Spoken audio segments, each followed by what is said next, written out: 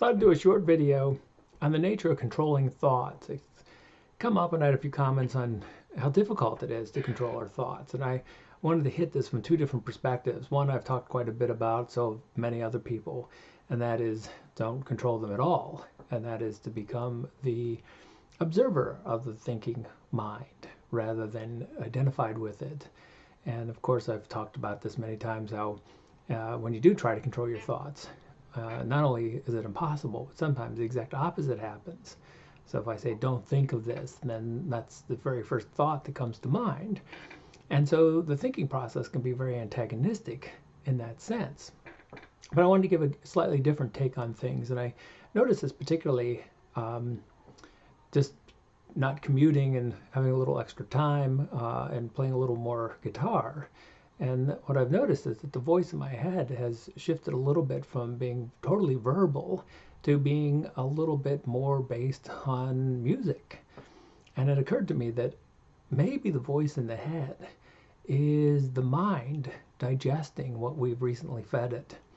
And so if you get up and you watch the news and for the rest of the day that voice in the head is going through all these contemporary drama-based topics, well, maybe that isn't really much of a surprise because that's what you fed it that morning.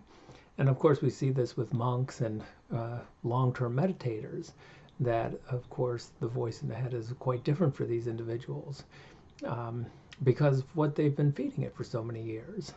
And so at this point, it kind of stands as to be more of an empirical test to see if, guitar players would hear guitar solos in their head, and if violin players would hear violin solos, and if we could find a really good link between what you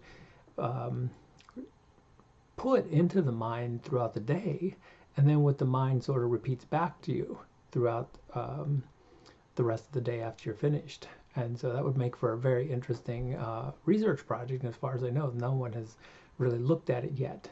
But it's something we can kind of experiment with in the meanwhile. And so try that out.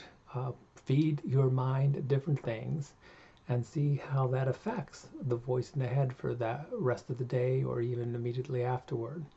And then leave me a comment and we'll kind of explore this together and see where it goes.